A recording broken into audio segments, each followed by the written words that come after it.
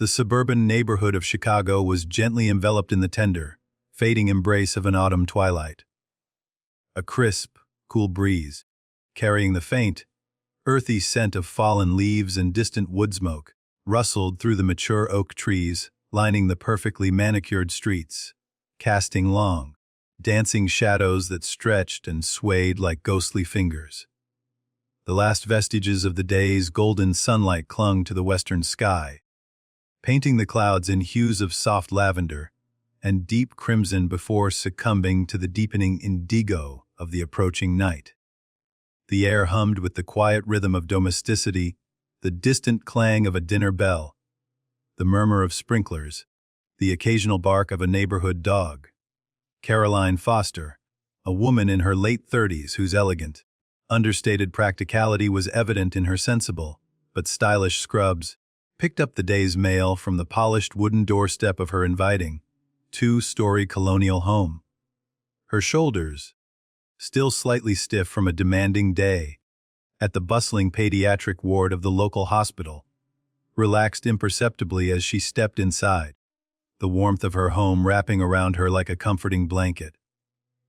She shuffled through the usual assortment of bills, circulars, and school newsletters, her gaze skimming over the mundane until a particular envelope, nestled amongst the ordinary, snagged her attention.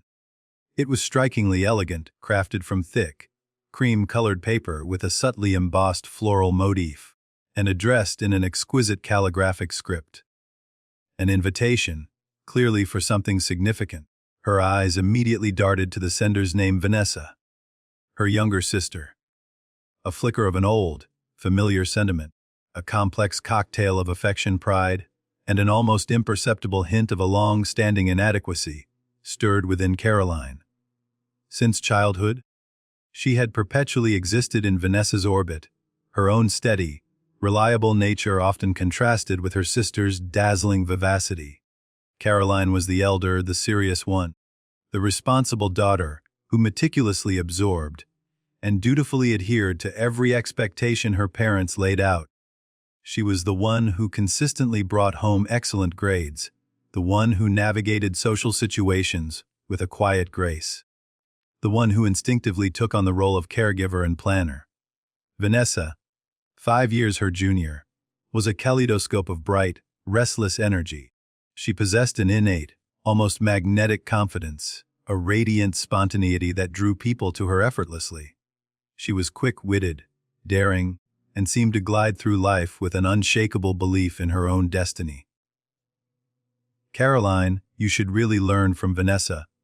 Her mother, always with the best intentions, would often remark, sometimes with a gentle sigh that implied Caroline was somehow missing a crucial spark. Look how she lights up a room. Look how she goes after what she wants. These comparisons, though subtly delivered, had been a constant refrain throughout their formative years, subtly carving a persistent, if unspoken, competitive dynamic between the sisters. A feeling that Caroline, despite her successes, was perpetually striving to measure up to a different, more effortlessly brilliant standard. "I'm home," Caroline called out, her voice a comforting balm in the quiet house. Almost instantly, the familiar thud of quick footsteps echoed from the hallway, and 7-year-old Aiden, a whirlwind of boundless energy and vibrant curiosity, burst into the living room, his face alight with the day's triumphs. "Mom! Mom! Guess what?" he exclaimed, practically bouncing with excitement. "Today I drew a dinosaur at school, and the teacher said mine was the best one, Mom." Caroline's tired features softened into a genuine, warm smile as she crouched down, gently ruffling his slightly tousled hair. "That's wonderful, sweetheart," she murmured, her fingers tracing the curve of his small, animated cheek. "My little artist. Will you show me?" "I bet it's absolutely magnificent." Aiden, beaming with pride, nodded emphatically, already turning to retrieve his masterpiece from his backpack. From the kitchen, where the gentle gurgle of the coffee maker was just beginning, Caroline could see 10-year-old Emma, her daughter, diligently hunched over the dining table, her brow furrowed in concentration as she tackled her math homework. Emma, with her earnest focus and quiet determination, was very much like Caroline herself at that age. Just then, the front door clicked open again, and Jason, her husband of 15 years, stepped inside, briefcase in hand.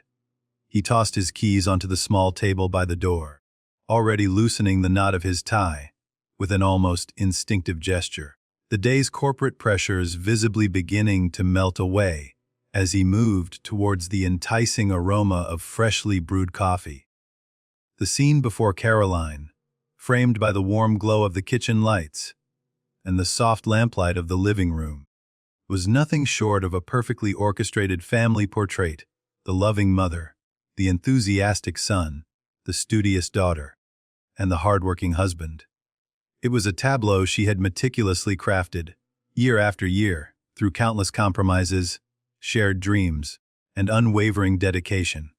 Caroline felt a surge of profound pride, a deep-seated satisfaction in the sturdy, beautiful home life she had so carefully cultivated over a decade and a half of marriage. This was her achievement, her sanctuary. "Any interesting male, honey?" Jason asked, his voice a low rumble, as he poured himself a steaming mug of coffee. He paused, looking over at Caroline, who was still holding the thick, elegant envelope. Caroline's attention, however, remained fixed on the invitation. "It's from Vanessa," she murmured, a trace of an old habit, a slight defensiveness, in her tone. Probably another one of her big announcements.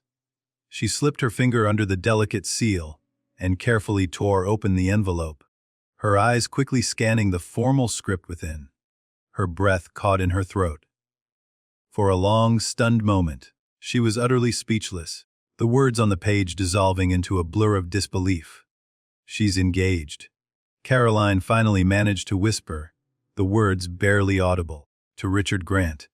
Jason's eyebrows shot up, a distinct look of surprise crossing his face.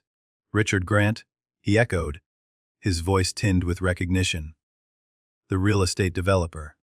Isn't he a pretty big deal in the industry? A major player?" Caroline nodded slowly, still processing the information. "Yes," she confirmed, her mind racing. "He's very successful. Well, known in all the local business circles, from what I hear. Extremely prominent." She continued to read the details, her gaze lingering on the dates and locations. "The wedding's in 3 months. And it looks like our entire family is invited, the whole clan." A familiar, unsettling chill crept over her. Vanessa, it seemed, was perpetually one formidable step ahead, always reaching for, and effortlessly achieving, new pinnacles of success. First, graduating at the absolute top of her class from a highly competitive law school. Then securing a coveted position at one of the most prestigious law firms in the city. And now, marrying into significant wealth and influence. It was as if Vanessa's life was an unbroken chain of triumphant milestones. Later that night, long after the gentle lull of bedtime stories and whispered goodnights had settled the children into their peaceful slumber, Caroline found herself still in their master bedroom, the elegant invitation spread open on her lap. The soft glow of the bedside lamp illuminated the crisp paper, its pristine perfection almost mocking her own quiet, less outwardly glamorous achievements. Vanessa's string of accomplishments paraded through her mind: a valedictorian, high-powered lawyer, now the wife of a titan of industry. It was a life that, from the outside, seemed to possess an almost fairy-tale quality, perpetually ascending. Jason emerged from the bathroom, toweling his hair dry, and immediately noticed the pensive, almost melancholic cast to her features. He walked over, the scent of his shower gel a comforting presence, and sat down gently beside her on the edge of the bed. "What are you thinking about, love?" he asked, his voice soft, laced with genuine concern.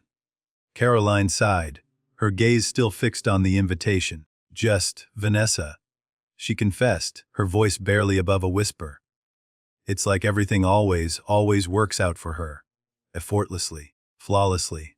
Jason reached out, his hand finding hers and giving it a reassuring squeeze. "Caroline," he said, his tone firm but gentle, "you have a wonderful life. A truly wonderful one. You have a good job, one you genuinely enjoy and excel at. You have two absolutely lovely, intelligent children who adore you. And," he added, a mischievous glint in his eyes as he leaned in conspiratorially and winked, "you have me." Caroline managed a small, somewhat forced smile. "I know," she conceded, the words feeling heavy on her tongue. But what?" Jason pressed, sensing the unspoken weight of her thoughts. She shook her head, pulling her hand away gently. "Nothing," she murmured, turning away to place the invitation on her nightstand. "I'm just tired. Long day at the hospital." The lie felt stale on her lips, a flimsy shield against the deeper, more unsettling questions stirring within her. The next morning, armed with a fresh cup of coffee and a determination to push aside her lingering disquiet, Caroline dialed Vanessa's number. "Congratulations on your engagement, Vanessa," she said, genuinely trying to infuse her voice with unreserved warmth. "Thank you, thank you, thank you." Vanessa's voice, a bright cascade of unrestrained excitement, practically vibrated through the phone. "I still can't quite believe it, Carrie. He's absolutely perfect. Everything I've ever dreamed of and more. Truly. You'll help with the wedding preparations, won't you?" "Of course you will. We're sisters after all. And you're so good at organizing everything." The last words were delivered with a casual confidence that hinted at a long history of Caroline taking charge of their joint endeavors. Caroline managed a polite, if somewhat strained, smile. "Of course," she agreed, the word coming out a little more easily than she'd expected. "Just tell me what you need." "Anything at all." "Wonderful," Vanessa chirped, clearly delighted. "How about lunch tomorrow? I've already cleared my schedule. I have all the details to tell you." "Every single one?" Caroline quickly checked her work calendar, a slight frown creasing her brow. It would mean rescheduling a patient consultation, but she knew Vanessa wouldn't take no for an answer. "That sounds good," she said, forcing a cheerful tone. "I'm looking forward to it." After hanging up, Caroline felt a swirling vortex of mixed emotions. On one hand, she was undeniably, genuinely happy for her sister. Vanessa had always dreamt of a grand, successful life, and she seemed to have found it. But simultaneously, she was struck by an inexplicable, strange feeling of vague unease, almost a melancholic emptiness. Her thoughts drifted unbidden to her own marriage. 15 years ago, she and Jason had married for love, a fiery, undeniable passion that had swept them both up in its exhilarating current. The first few years had been intoxicating, filled with spontaneous adventures, passionate embraces, and the thrilling promise of a shared future. But after the children were born, after the joyous chaos of parenthood had settled upon them, their life had gradually, almost imperceptibly, eased into a comfortable, predictable routine. There was nothing overtly wrong, no major arguments, no glaring infidelities, no overt unhappiness.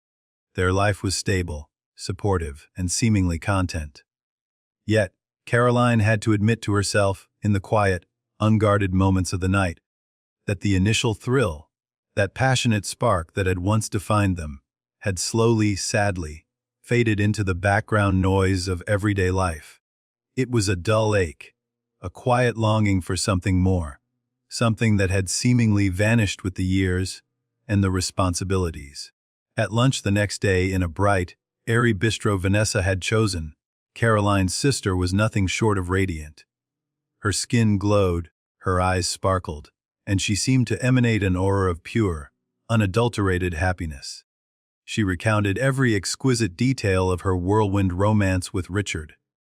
From their serendipitous first meeting at a high-profile charity gala to Richard's lavish, knee-dropping proposal on a private yacht overlooking the glittering city skyline. Caroline listened, nodding attentively, offering the appropriate oohs and ahs, all the while a strange detachment settling over her. Vanessa's story so perfect, so effortless, seemed almost too good to be true, like a scene ripped straight from a glossy magazine. Midway through dessert, Vanessa suddenly paused, her spoon hovering over a rich chocolate torte. She looked at Caroline, her expression unexpectedly earnest. "Caroline," she began, her voice softer now, tinged with a surprising vulnerability. I've always wanted to be like you." Caroline was genuinely startled, almost dropping her fork. "Me," she stammered, incredulous. "Vanessa, what are you talking about? You're so much more successful. You're living the dream?" Vanessa shook her head slowly, a faint, wistful smile touching her lips. "In my career, perhaps," she conceded, a shadow of something unsaid flickering in her eyes. "But you have this happy family, Carrie. This solid, real, beautiful family. 2 wonderful kids, a loving husband. That's what I've always truly wanted, more than any prestigious job or wealthy partner." Those words struck Caroline with the force of a physical blow. They resonated deep within her, igniting a cascade of profound thought. The sister she had spent a lifetime subconsciously envying, feeling perpetually overshadowed by, was in fact envying of her. The irony was almost unbearable. Here she was, grappling with the quiet, persistent feeling that something in her seemingly perfect family was subtly, fundamentally, off-kilter, only to discover that the very life she was questioning was the very life her sister yearned for. The revelation left her pensive, a strange mix of validation and deepening confusion swirling in her mind. Weeks blurred into months, a flurry of wedding preparations interweaving seamlessly, with Caroline's demanding work schedule, and the relentless, joyous chaos of family responsibilities. She spent evenings poring over fabric swatches, coordinating catering menus, and endlessly discussing floral arrangements with Vanessa, who seemed to revel in the minutiae of her grand day. One crisp autumn night, as Caroline tucked Idon into bed, he said, his voice small and unusually serious, "Mom, I don't really like Uncle Richard." Caroline paused, her hand hovering over his forehead, already reaching down to plant a goodnight kiss. "Why not, sweetie?" she asked, a gentle smile playing on her lips. She assumed it was simply a child's fleeting preference. Aiden fidgeted, pulling his blanket higher. "Because," he began, his brow furrowing in thought, "always hides his phone when he sees me. Like he's doing something bad." Caroline chuckled softly, dismissing the concern with a wave of her hand. "Oh, Aiden, I'm sure that's not the case at all. Uncle Richard is a very busy businessman.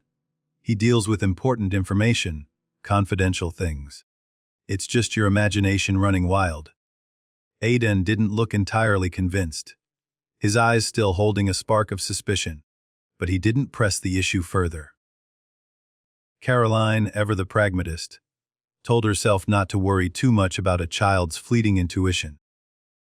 It was probably just the general stress and excitement of the upcoming wedding that was making everyone a little on edge. When she finally made it downstairs, the house was quiet, save for the low murmur of Jason's voice coming from the living room. She pushed open the door and saw him talking intently on his cell phone. As soon as he noticed her, his eyes darted to hers, and he quickly, almost reflexively, hung up. The abruptness of the action sent a tiny prickle of unease down Caroline's spine. "Who were you talking to?" she asked, trying to keep her voice light, casual. "Oh, just a work call," Jason answered, a fraction too quickly, his gaze flickering away. He seemed subtly uneasy, a shadow of something unexpressed clouding his usually open face. "Sorry I'm so late, hon. This new project is really running behind schedule. We're constantly putting out fires." Caroline had indeed noticed her husband's increasingly frequent late nights. He'd been coming home well after the children were asleep, sometimes even missing dinner entirely. And lately, it wasn't uncommon for him to declare an emergency work meeting on a Saturday or Sunday, disappearing for hours. Each time, Caroline had rationalized it, attributing it to the demands of his executive position at the construction company. She told herself it was just the pervasive stress of Vanessa's elaborate wedding preparations, coupled with Jason's intense work commitments, making her overly nervous, perhaps even a little paranoid. Their family was happy, she repeated to herself like a mantra. Happy. At least, that's what she desperately wanted to believe. The day before the wedding dawned crisp and bright, but the interior of the grand downtown hotel buzzed with an almost frantic energy. The lobby was a symphony of bustling activity, a whirl of wedding planners, florists, caterers, and harried hotel staff, all orchestrating the final preparations for the evening's rehearsal dinner. Caroline, feeling the weight of the last few weeks of meticulous planning, had just concluded a final, exhaustive meeting with the hotel's event coordinator, her head swimming with seating charts and last-minute dietary restrictions. Her own children, Aidan and Emma, were supposed to be happily splashing in the hotel pool, safely supervised by a babysitter. As she crossed the opulent lobby, her eyes drifted idly towards the massive, panoramic windows that overlooked the bustling parking lot. Something out there snagged her attention, a tiny, almost imperceptible anomaly in the ordinary landscape of parked cars. It was Aidan. Her 7-year-old son was not by the pool. Instead, he was in the parking lot, furtively prowling around Richard Grant's gleaming, ridiculously expensive luxury car. He was peering intently into the tinted windows, his small face pressed against the glass, as if meticulously searching for something hidden within its plush interior. A surge of protective concern, tinged with a mild annoyance, propelled Caroline forward. She hurried outside, the cool autumn air a sharp contrast to the heated interior of the hotel. Aidan! "What are you doing out here?" she called out, her voice a little sharper than she intended. She reached him, placing a firm but gentle hand on his shoulder. "Sweetheart, you really shouldn't be looking into other people's cars without permission. It's not polite, and it's certainly not safe." Aidan spun around, startled, his eyes wide and a guilty flush spreading across his cheeks. "Mom," he exclaimed, a sheepish grin playing on his lips. "I was just checking something." "Checking what?" Caroline pressed, her curiosity piqued by his evasiveness. Aidan scuffed the toe of his sneaker against the asphalt, his gaze fixed on the ground. "Nothing," he mumbled, his voice barely audible. Caroline was puzzled by his secretive behavior, a familiar unease stirring within her, but she decided against pressing him further, dismissing it once again as a childish quirk. "All right, well, it's time to get out of the pool and take a shower anyway," she said, steering him gently back towards the hotel entrance. "We have the rehearsal dinner tonight, and you need to look your best."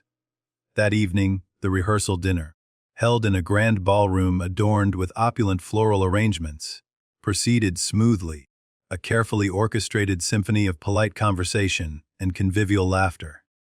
Relatives from both families, a veritable mingling of old money and new ambition, chatted amiably, enjoying the lavish spread and the festive atmosphere. However, throughout the dinner, Caroline found her attention repeatedly drawn to Jason. She noticed him checking his phone multiple times under the table. A furtive glance down at the screen, a quick thumb movement. At one point, he even excused himself, slipping away from their table to make a call, his voice hushed and hurried. When he finally returned, a vague, unreadable expression on his face, Caroline leaned towards him, her voice pitched low so as not to be overheard. "Is everything okay?" she asked, a familiar knot of anxiety tightening in her stomach. "Oh, just a small problem at work, honey," Jason answered lightly, a dismissive wave of his hand. His attempt at casualness felt forced. "Nothing major. Just something I need to take care of tonight. An emergency, unfortunately." "I'm really sorry, Caroline." "Tonight," Caroline repeated, her disappointment clear in her tone. "But the wedding is tomorrow, Jason. You're the best man. We'll be up early." I know," he said, running a hand through his hair, a flicker of irritation in his eyes. "But it's truly an emergency. Critical infrastructure. I'll be back in a couple of hours, tops. I promise. Caroline felt a wave of profound disappointment wash over her, a familiar weight of resignation settling in her heart. Yet, true to her nature, she didn't argue. Jason was an executive, a man in a position of significant responsibility, and she had always prided herself on being an understanding, supportive wife. All right, she conceded, managing a tight smile. Just be careful. I'll take the kids back to the room first, get them settled. Back in the spacious hotel room, a curious quietness hung over Aiden. Emma, oblivious, was happily engrossed in a game on her tablet, the cheerful jingles emanating from the device a stark contrast to her brother's subdued demeanor. Aiden sat on the edge of his bed, his small chin resting on his drawn-up knees, his gaze distant, lost in a silent, profound contemplation that seemed entirely unsuited for a 7-year-old. "What's wrong, Aiden?" Caroline asked, sitting gently beside her son, placing a comforting hand on his back. "You're awfully quiet tonight." He looked up at her, his eyes still clouded with thought. "When is Dad coming back?" he asked, his voice barely a whisper. "As soon as he finishes work, sweetie," Caroline reassured him, stroking his hair. "It's an important day tomorrow, so you need to get to sleep early." "You're going to be a ring bearer?" Aidan was silent for a moment, then, with an almost unnerving directness, he suddenly asked, "Is Uncle Richard a good person, Mom?" Caroline was taken aback by the question, her brow furrowing. "Of course, sweetheart," she replied, a slight note of surprise in her voice. "Why do you ask a thing like that?" "Because." Aiden hesitated, his gaze darting away, then back to her. "Never mind." Caroline leaned down, kissing his forehead. "Don't overthink things, little one," she said softly, trying to dispel his unspoken worries. "Come on, let's brush your teeth and get you ready for bed." The child's persistent unease, though inexplicable, felt like another tiny, disquieting tremor in the foundation of her perfectly constructed life. Hours passed. The children were long asleep, their soft, even breaths the only sound in the room. But Jason still hadn't returned. Caroline found herself growing increasingly anxious, the minute hand of the clock ticking relentlessly towards midnight. She called his cell phone multiple times, but each time, the cheerful, impersonal voice of his voicemail greeted her. Her heart began to pound with an insistent rhythm, a frantic drumbeat of worry and an unspoken dread. Around midnight, the soft click of the hotel room door finally broke the oppressive silence. Jason slipped inside, his movements quiet, almost furtive. "I'm so sorry I'm late, Caroline," he whispered, his voice low, tinged with exhaustion, and something else Caroline couldn't quite place, a subtle, almost imperceptible uneasiness. "The problem was more complicated than I expected. Took longer to resolve." Caroline sat up, her eyes scrutinizing his face in the dim light. He did look tired, his eyes a little bloodshot, but there was also that unsettling hint of guardedness, an evasion in his gaze that she couldn't ignore. "Is everything all right?" she pressed, her voice laced with the concern she couldn't hide. Yes, we managed to resolve it," Jason said, pulling off his tie with a weary sigh. He forced a smile. "Why are you still up? You should have gone to sleep, honey." "I was waiting for you, Jason," Caroline replied simply, her voice devoid of accusation, but thick with unspoken worry. The anxiety that had been building within her throughout the evening now spread, cold and pervasive, through her heart, a chilling premonition of something deeply, terribly wrong. The morning of the wedding day. The Grand Hotel was a veritable beehive of activity, vibrating with an almost tangible excitement. From the crack of dawn, florists added the finishing touches to elaborate arrangements.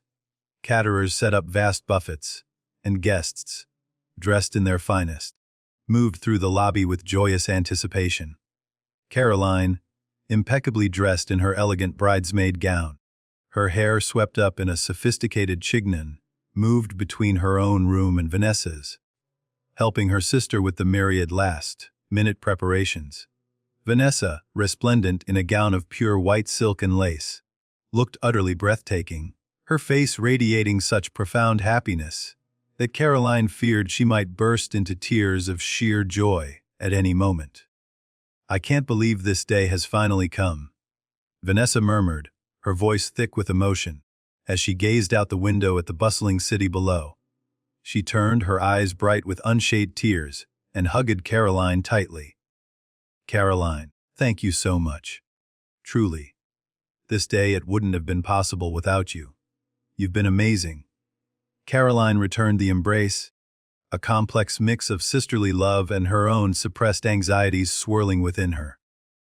"If you're happy, Nessa," she whispered, her voice a little choked, "that's all that matters." The ceremony itself was a vision of perfection.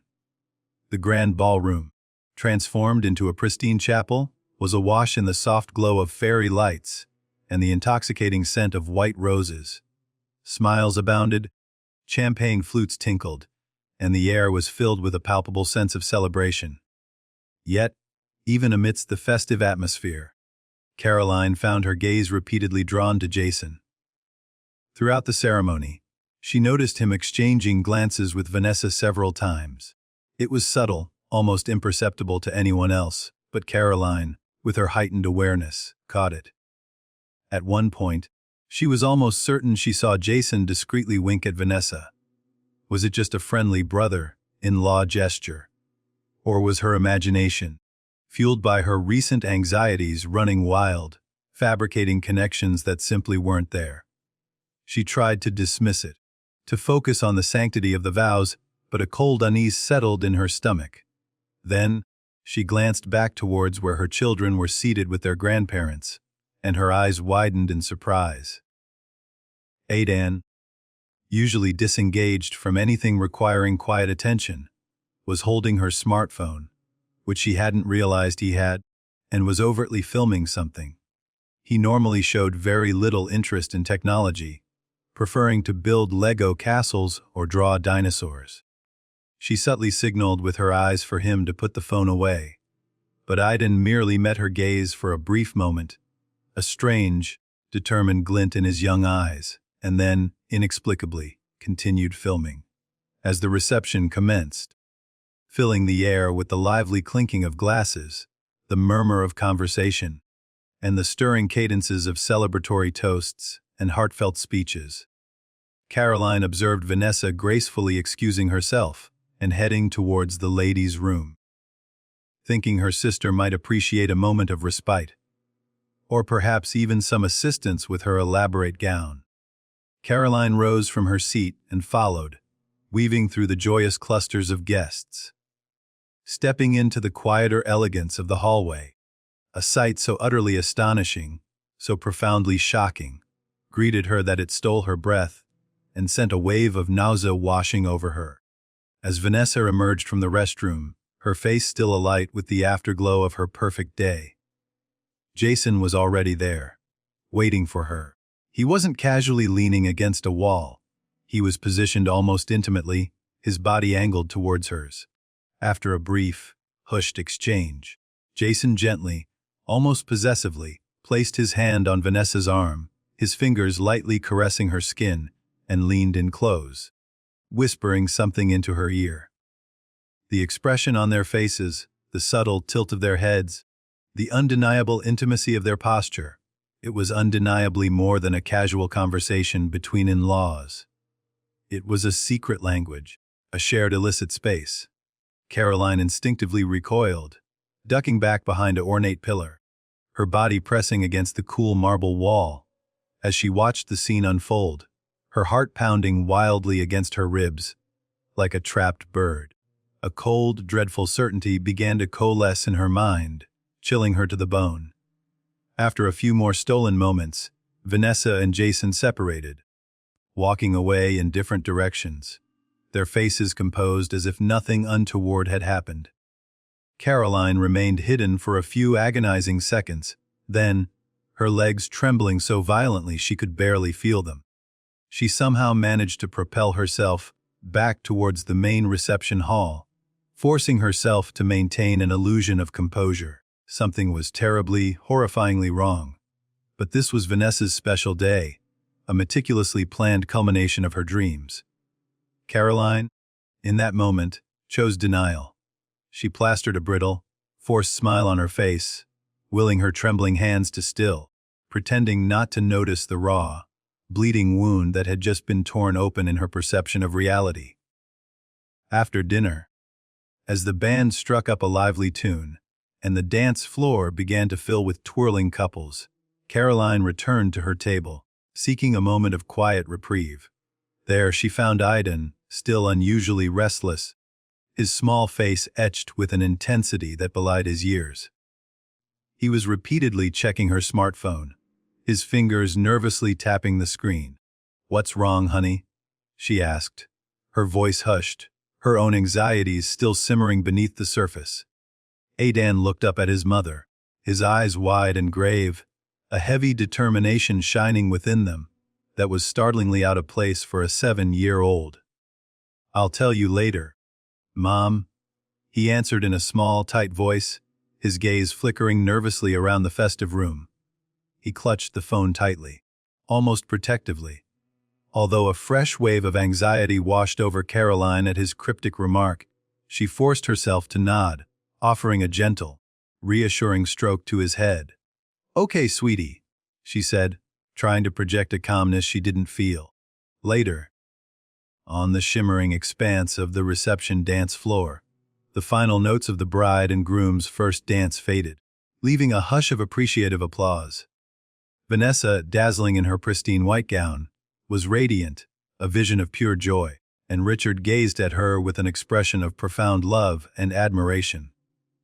The MC, his voice booming with infectious enthusiasm, took the microphone.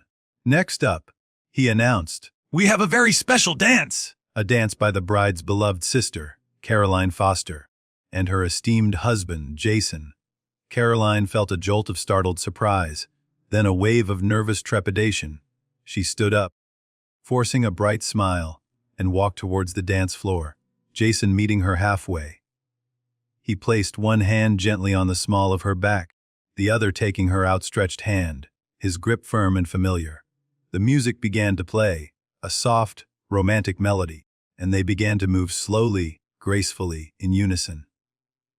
"You look beautiful tonight, Caroline," Jason murmured softly, his voice low and intimate, his eyes seeming to hold hers with a familiar warmth. "That dress suits you perfectly." Caroline tried to smile, to match his apparent ease, but her heart remained a tumultuous knot of unease and suspicion. "Thank you," she managed, her voice feeling stiff. Jason pulled her a fraction closer, his arm tightening around her waist. "Is something bothering you?" he asked, his gaze searching hers. "You seem distracted." "No, nothing," she lied, the word tasting bitter on her tongue. Her eyes, however, instinctively darted across the room. She could see Vanessa, on the other side of the dance floor, laughing animatedly with another guest, her face glowing with an almost incandescent happiness.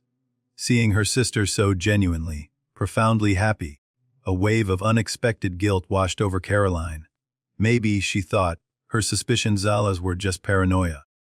Perhaps there was nothing at all between Jason and Vanessa. Maybe she was simply overthinking things, allowing her own insecurities and past resentments to twist innocent interactions into something sinister. She wanted to believe it, desperately. When the dance ended, a silent agreement passing between them, Caroline quickly returned to their table, her mind still a whirlwind of doubt and lingering dread. There, she found Aidan waiting for her, his small face taut with nervousness, his eyes wide and serious. He was clutching her smartphone in both hands, his knuckles white. "Mom, we need to go," Aidan whispered, his voice urgent, strained, as he tugged at her hand. "Right now." Around them, the joyous cacophony of the reception continued unabated.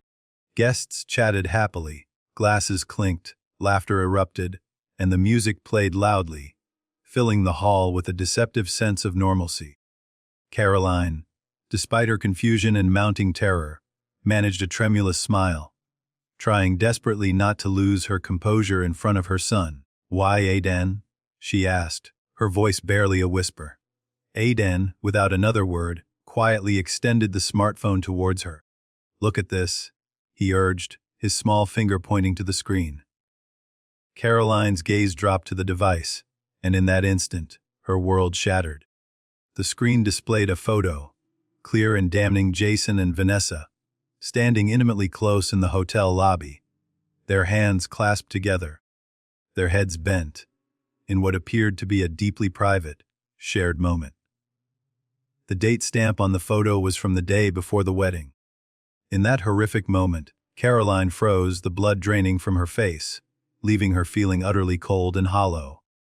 Her hand, still gripping Aiden's, began to tremble uncontrollably. As her trembling finger instinctively swiped across the screen, more photos appeared, one after another, each one a fresh, agonizing stab to her heart. Jason and Vanessa embracing in a secluded hotel hallway, their bodies pressed together in an undeniable embrace. Jason and Vanessa talking intently in the front seat of a car, their faces close, their expressions conspiratorial. "I borrowed Emma's tablet last night, Mom," Aiden explained in a low, shaky voice, his eyes welling up with tears. "I was just trying to play a game. But then a message from Dad came in. I opened it by mistake, and there were lots and lots of pictures of Dad and Aunt Vanessa. I tried to ask him about them, but he just got mad." The Caroline gasped, a raw, strangled sound escaping her lips. Aiden knew the enormity of what he had uncovered, and his young, innocent role in it overwhelmed her. "I'm sorry, Mom," Aiden sobbed, the tears now freely flowing down his cheeks. "But I knew Dad was doing something bad. Poor Uncle Richard. He doesn't know." Caroline finally came back to her senses, her own profound pain momentarily eclipsed by her son's distress. She pulled him into a fierce, desperate hug, pressing his small head against her chest. "You didn't do anything wrong, my brave boy," she whispered, her voice choked with emotion. "You are so, so brave. Thank you for telling Mommy. Thank you for being so honest." Aiden continued, his voice muffled against her chest. "Yesterday, when we arrived at the hotel, I took photos with Emma's tablet because Dad was talking to Auntie in the lobby. Dad saw me and he tried to hide something. So I thought, maybe it's still there." Caroline held the smartphone, her hands still trembling violently, and slowly, deliberately, scrolled through the devastating images appearing one after another. The last photo showed Vanessa subtly, furtively, handing a document of some kind to Jason. And then, below the pictures, were the messages. She scrolled through them, her eyes blurring with fresh tears, reading the chilling exchanges between her husband and her sister. It was sickeningly clear. Their relationship, a clandestine, insidious betrayal, had been ongoing for not just weeks or months, but for several years. And, even more shocking, Richard, the unwitting groom, seemed to be entirely unaware of their prolonged, deceitful affair. "Mom, Dad and Auntie are doing something bad," Aiden whispered again, his small voice filled with profound sadness. "Poor Uncle Richard. Let's just go home, Mom, please. Let's just go home." Caroline's head was spinning, a chaotic maelstrom of shock, pain, and unbridled fury. 15 years of marriage, 2 beautiful children, the unbreakable bond of family trust. Everything she had so carefully built, everything she had believed in, was collapsing around her in a spectacular, agonizing implosion. And her sister, Vanessa, the one person she had trusted, the one person with whom she shared a lifetime of shared memories and experiences. Despite their quiet rivalry, she had never, not in her wildest nightmares, imagined such a profound soul-crushing betrayal. Around them, the wedding reception continued its joyful momentum. Lauder pealed, toasts were raised, and the band played on, a vibrant, celebratory soundtrack. But to Caroline's ears, it all sounded like a distant, distorted noise, a hollow, mocking echo from a world that no longer made sense. She was in a daze, unable to reconcile the joyous, celebratory mood surrounding her with the utter devastation that had just consumed her own crumbling world. The contrast was unbearable. A grotesque caricature of happiness. Aiden tugged at her hand again, his small fingers surprisingly strong. "Mom, are you okay?" he asked, his voice laced with concern.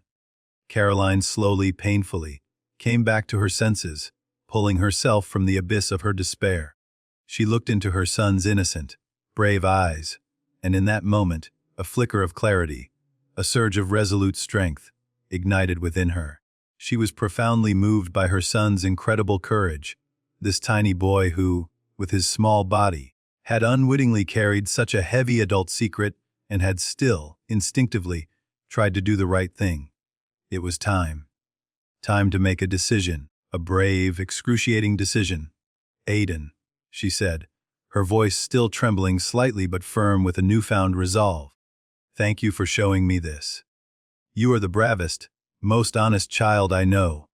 She pulled him into another tight hug, burying her face in his hair, drawing strength from his unwavering presence. "But we can't leave right away, sweetie. Not yet. First, I need to tell Richard the truth. Uncle Richard." Aiden's eyes widened, a mixture of surprise and dread flickering in their depths. "Yes," Caroline confirmed, her voice now steady. "He has the right to know the truth. This is a big, painful adult problem, sweetheart. But thanks to you, thanks to your courage, I can do the right thing now." Caroline took a deep, shuddering breath, the weight of her impending task heavy on her shoulders. She resolved to find the groom, Richard, and present him with the undeniable photographic evidence. She quickly dabbed at the lingering traces of tears on her face, trying to compose herself, to appear as calm and collected as possible. Holding Aiden's small hand firmly in hers, she said, "Let's go together, my brave boy." They pushed through the joyous crowd, moving purposefully through the bustling reception, beginning their agonizing search for Richard. Caroline and Aidan navigated the swirling throng of well-wishers and dancing guests, their determined progress almost a stark contrast to the celebratory chaos around them. They finally located Richard in a quieter corner of the vast reception hall, near a large window, deep in conversation with several prominent business associates. He looked every bit the successful, charismatic groom, his laughter mingling easily with the low murmur of conversation. Caroline took another deep, fortifying breath, marshaling every ounce of courage she possessed. Her heart hammered against her ribs, a frantic drumbeat of terror and indignation. She approached him, trying desperately to appear as calm and composed as possible, her voice barely betraying the raw turmoil churning within her. "Richard," she said, cutting into his conversation, "could I speak with you for a moment? It's important." Richard, accustomed to sensing unspoken implications in high-stakes environments, seemed to pick up on the urgency, the subtle tremor in her voice, the uncharacteristic gravity in her expression. He immediately apologized to his companions, his brow furrowing slightly in concern, and gracefully excused himself. He walked over to Caroline, his gaze searching hers. "What's wrong, Caroline?" he asked, his voice calm, but with an underlying hint of apprehension. "Is there a problem?" Caroline placed a comforting hand on Aiden's shoulder, drawing strength from his small, steadfast presence. "Let's talk outside, Richard," she suggested, her voice still low, almost a whisper, "away from everything." The three of them quietly slipped out of the reception hall, leaving behind the warmth and boisterous revelry, and stepped into the cool, crisp embrace of the hotel garden. The night air was surprisingly cold, carrying the faint, distant strains of music and laughter that now sounded oddly hollow, discordant. They found a quiet, secluded corner, bathed in the soft glow of elegant lamplight, and Caroline turned to face Richard, her face a mask of resolute pain. "I have something to tell you, Richard," she began, choosing her words with painstaking care, each one feeling like a heavy stone. "It's very painful, incredibly painful, but you deserve to know." Aiden discovered something. She took out Aiden's smartphone, her hand still trembling slightly, and held it out to him, the screen already open to the incriminating photos. Please, just look at this. Richard took the smartphone, his brows still furrowed in confusion, and his eyes fell upon the first image. His expression, as he swiped through the damning evidence, underwent a profound, heartbreaking transformation. First, there was utter confusion, a bewildered disbelief. Then, a slow, agonizing dawning of understanding, a dawning that seemed to drain the color from his face. Finally, his features contorted in a raw, gut-wrenching mixture of pain, betrayal, and white-hot anger. He swiped through the remaining photos, his eyes widening with each new image, each one a fresh confirmation of the unthinkable.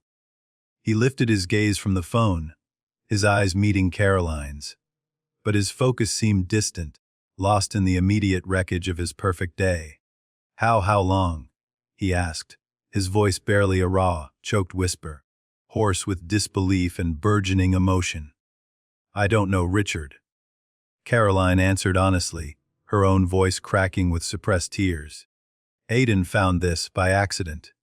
He wasn't looking for anything bad. He was just trying to do the right thing." Richard exhaled slowly, a long, ragged breath that seemed to carry the weight of his shattered hopes. He quietly returned the smartphone to Caroline, his hands trembling slightly. He seemed utterly at a loss for words, the carefully constructed facade of his composure crumbling under the crushing weight of the revelation. "I don't know how long it's been going on," Caroline continued, her voice gaining a surprising steadiness. "But I thought you had the right to know the truth, especially on a day like today." Richard, despite the profound shock, somehow managed to regain a remarkable degree of calmness, a certain quiet dignity in the face of devastation. "Actually," he confessed, his voice low, tinged with a wary resignation, I felt something was off. For a while now. Vanessa deleting messages frequently, sudden, unexplained work schedules that popped up out of nowhere, excuses for late nights. I tried to dismiss it. I wanted to believe her, but I had no concrete evidence, no proof. He looked at Aiden, his eyes softening despite the pain, and gently, reverently, stroked the child's head. "Thank you for being brave enough to tell us, Adan," he said, his voice imbued with genuine gratitude. "You did a very courageous thing." At that very moment, a voice, sharp with curiosity and a hint of accusation, cut through the cold night air from behind Caroline. "What are you three doing out here?" Caroline's blood ran cold. She turned around slowly, her heart plummeting, to see Vanessa and Jason standing there, just a few feet away, their faces initially etched with confusion. Vanessa, her bridal glow still visible, seemed perplexed by the hushed, intense conversation. Jason, however, seemed to freeze the moment his eyes landed on the smartphone clutched in Aiden's small hand. A flicker of panic, of stark recognition, crossed his features, quickly masked by a forced nonchalance. "What are you all talking about?" Vanessa asked again, her voice betraying a rising edge of suspicion, as she finally registered the grim, unyielding expression on Richard's face. Richard's voice, though quiet, was filled with an unshakable resolve, a chilling certainty.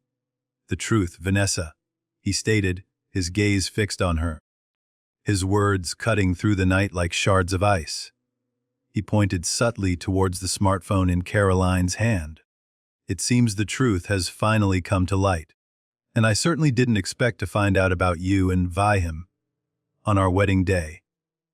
The color drained from Vanessa's face, leaving it ashen and hollow, as if the blood had literally been siphoned from her veins. "What are you talking about, Richard?" she stammered, her voice thin, desperate, her eyes darting wildly between Richard, Caroline, and the damning phone.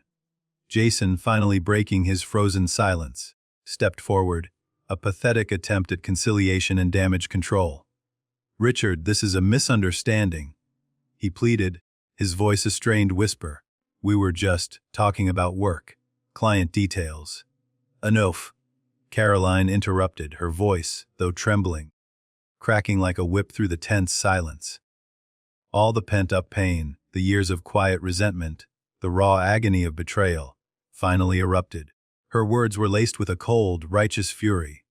15 years of marriage, Jason. 2 beautiful children. The sacred trust of a family. And you too, her gaze sweeping from Jason to Vanessa. You both betrayed all of it. Every single promise. Every single dream.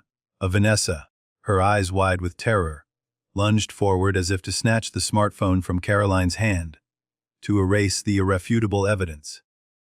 But Richard, quicker, calmer, intercepted it, taking the device from Caroline. He looked at the screen, and then, his voice resonant with a chilling clarity, he read aloud from the messages displayed there. "Can we meet tonight? I told Richard I have a late client meeting."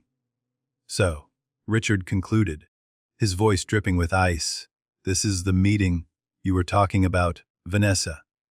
This is the work problem you needed to solve, Jason." A profound, suffocating silence descended upon the small group in the garden. The distant strains of wedding music seemed to mock their broken reality.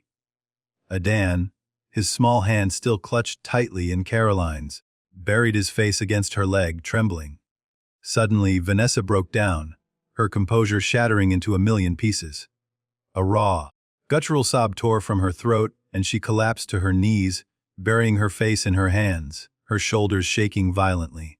"No, no, it's not like that," she wailed, her voice muffled by her despair. "Then what is it like, Vanessa?" Caroline demanded, her voice sharp with a cutting edge of despair. "Tell me, why my husband? Why Jason?" Vanessa lifted her head, her face blotchy and streaked with tears, and her despair abruptly transmuted into a searing, venomous anger, a primal scream of resentment directed squarely at Caroline. "Because you were always superior," she shrieked, her voice hoarse, raw with years of unspoken bitterness. "Always! You had parents' love, the good grades, the perfect family, the perfect life. I was always in your shadow! Always chasing your damn perfection!" Jason was the only one who ever truly understood me. Who saw me? Caroline was speechless, utterly stunned by the raw, venomous confession. For all her life, she had quietly envied Vanessa's effortless charm, her dazzling successes, her ability to command attention. And now, in this brutal, agonizing moment, she was forced to confront the unfathomable irony. While she had been silently coveting her sister's perceived perfection, Vanessa had been secretly, bitterly envying hers. Still, Caroline thought, a cold, hard resolve settling in her heart, that was no excuse, no justification whatsoever for tearing apart her family, for stealing her husband. Richard, his face a mask of cold fury and profound hurt, finally spoke, his voice quiet, but imbued with an almost terrifying finality. "The wedding," he declared, his gaze unwavering as he looked at Vanessa's crumpled figure, "is cancelled. Effective immediately. I will personally apologize to every single guest for this farce. A home," he added, his voice a low, chilling growl, "cannot be built on lies. Not mine." With Jason, seeing his carefully constructed world crumble around him, finally found his voice, a pathetic, desperate plea. "Caroline, please listen," he begged, his voice cracking. We just got carried away. Please let me explain." "Enough," Caroline said, her voice now remarkably calm, infused with a chilling, resolute certainty that surprised even herself. All the pain, all the fury, had coalesced into a steely resolve. "Our marriage is over, Jason. Completely. For the children's sake, for their dignity, leave quietly tonight. Now." Adan, sensing the finality in his mother's voice, looked up at his father, his small face etched with a profound confusion and a heartbreaking sadness. Caroline knelt down, taking Aiden's hand firmly. "Come on, sweetie," she said softly, her voice now gentle but firm. "Let's go get Emma and go home. Our real home." Before she turned to leave the garden, before she walked away from the wreckage of her past, Caroline looked at Vanessa, her sister, still huddled on the ground, sobbing uncontrollably. Her voice was devoid of anger, replaced by a quiet, profound sorrow. "A real family," Caroline said, her words hanging in the cold night air, doesn't betray each other. They support each other. They protect each other. You betrayed me, Vanessa, in the worst possible way. And in this moment I can't hate you. But I can't forgive you either. Just don't come into my life again. Not ever. She turned away, taking Aiden's small hand, and walked out of the garden, leaving behind the shattered fragments of a wedding and a marriage. Behind them, Richard was still speaking, his voice low and intense, to Vanessa and Jason, but Caroline didn't look back. She knew, with an absolute certainty, that the road ahead would be incredibly difficult, fraught with pain and uncertainty. But she also knew, deep in her heart, that building a new life, a life founded on truth, honesty, and genuine love, however challenging, would be infinitely better than continuing to live a hollow existence based on a foundation of lies.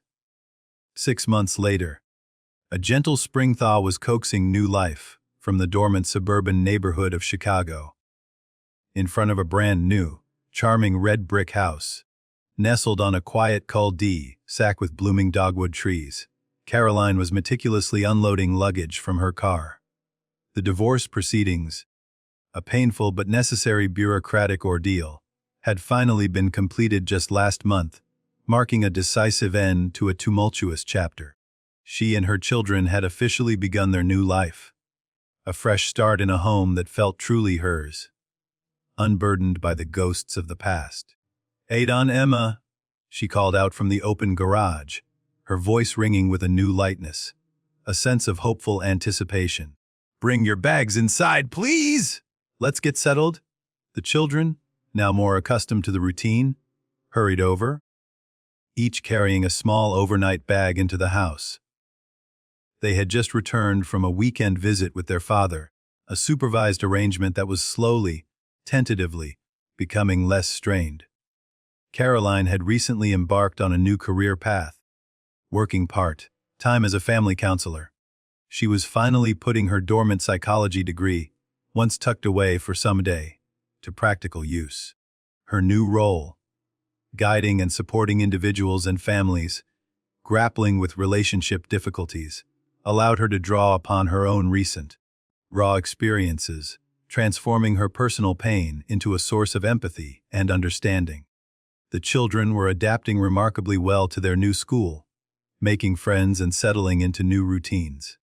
Aiden, in particular, was showing significant signs of recovery from the emotional trauma of that terrible wedding day. He had been regularly attending sessions with the school psychologist, diligently working through his complex feelings. The challenging questions still arose sometimes. Those heart-wrenching inquiries, "Dad doing bad things wasn't my fault, right, Mom?" But he was gradually, thoughtfully, coming to understand that he had done nothing wrong, and that his father's choices were entirely his own. As she busied herself in the sunny kitchen, humming softly as she prepared a pot of tea, the doorbell chimed, a pleasant, melodic sound. She wiped her hands on a dish towel and walked to the front door, pushing it open. Richard Grant stood on her doorstep, a warm, genuine smile on his face, holding a small, vibrant potted plant adorned with delicate pink blossoms. "A housewarming gift," he said, his voice gentle, his eyes twinkling. "I thought something that grows, something that thrives, would be perfect for a new beginning." Caroline, genuinely pleased by his unexpected visit, invited him in. It was, in many ways, surprising how a quiet, unexpected friendship had blossomed between them in the aftermath of the canceled engagement. Both had been profoundly hurt, adrift in the immediate weeks following the public humiliation. But then, one afternoon, Richard had simply called and invited her for coffee, and a conversation had begun. A shared space of understanding and empathy that neither had expected. "Thank you for telling me the truth that day, Caroline," he said as they sat in her cozy living room, sipping tea. "It was agonizing, truly. The worst day of my life. But knowing the truth, however painful, was so much better than building a life on a foundation of lies. I owe you more than I can say." He looked towards the hallway, where Aiden's laughter could be heard from his room. "Aiden," Richard continued, a note of admiration in his voice. "He's truly a brave child. I've often thought about it. He didn't just stumble upon it. He became suspicious from adult conversations, from little things he picked up on, and then he actively tried to find evidence. You're a wonderful mother to have raised a child with such incredible insight and moral courage." Caroline smiled, a genuine, unburdened smile this time. It was too precocious an experience for him, undoubtedly, she admitted, a slight ache in her chest as she recalled his distress. But he's truly overcoming it. He's incredibly resilient. Aidan and Emma were, indeed, slowly but surely rebuilding their relationship with their father. Aidan, in particular, had struggled deeply to comprehend the profound betrayal. He still, on occasion, experienced nightmares about the night he had shown his mother the tablet photos, the vivid images replaying in his young mind. Caroline, with the patient wisdom of a loving mother and a budding counselor, gently taught her children that people make mistakes, sweethearts, big mistakes. But that doesn't define everything about them, and it certainly doesn't define you. Thanks to his therapy, Aidan was gradually beginning to genuinely enjoy his weekend visits with his father, finding pockets of connection amidst the lingering confusion. "I'm starting to understand that Dad really does love me, Mom," he had confessed one day, his small voice still laced with a childlike innocence. "Bits, why can't you and Dad be together anymore?" Caroline patiently answered such questions, each conversation a careful step on their long journey of healing. One quiet afternoon, while scrolling through social media, Caroline had stumbled upon a photograph Jason had posted. It showed him smiling, a little too widely, with another woman, her arm possessively linked through his. A few weeks later, she heard a whisper through the grapevine that Vanessa had left town, transferring to a different office in another state, her legal career taking her far from Chicago. Their illicit relationship, it seemed, had collapsed as quickly as it had begun, unable to withstand the scrutiny and the lack of a genuine foundation beyond fleeting passion. December arrived, ushering in the crisp, festive air of Christmas Eve. Caroline sat by the newly installed fireplace in her living room, a mug of warm spiced cider in her hands, gazing into the dancing flames. She reflected on the past 6 months, the turbulent journey she and her children had undertaken. It had been an arduous path filled with tears, difficult conversations, and profound adjustments, but they were undeniably, gradually healing. A profound sense of peace, a quiet strength, now resided within her. The doorbell rang, a gentle chime that pulled her from her contemplative reverie. When she opened the door, Vanessa was standing there. Her sister looked different, thinner, her once vibrant energy dulled, her eyes shadowed with a profound wariness and, surprisingly, a raw, visible remorse. "Do you have time to talk, Caroline?" Vanessa asked, her voice barely a whisper, tentative and fragile. I broke up with Jason. It wasn't just me. Everything was a mistake. A terrible mistake." Caroline hesitated for a long moment, the weight of their complicated history, the depth of the betrayal, hanging heavy in the air between them. But then, she looked past Vanessa into the crisp night and felt the warmth of her home behind her. She thought of Aidan, of Emma, of the quiet strength she had found in rebuilding. And she saw the genuine pain in her sister's eyes. She opened the door wider, a silent invitation. "The children will be happy to see you, Vanessa," she said simply, her voice soft, devoid of judgment. "It's Christmas Eve. Come in." As Vanessa stepped hesitantly over the threshold, Aidan appeared in the hallway, drawn by the sound of voices. At first, his small face registered surprise, a flicker of uncertainty in his eyes. But then, as he recognized his aunt, a small, tentative smile touched his lips.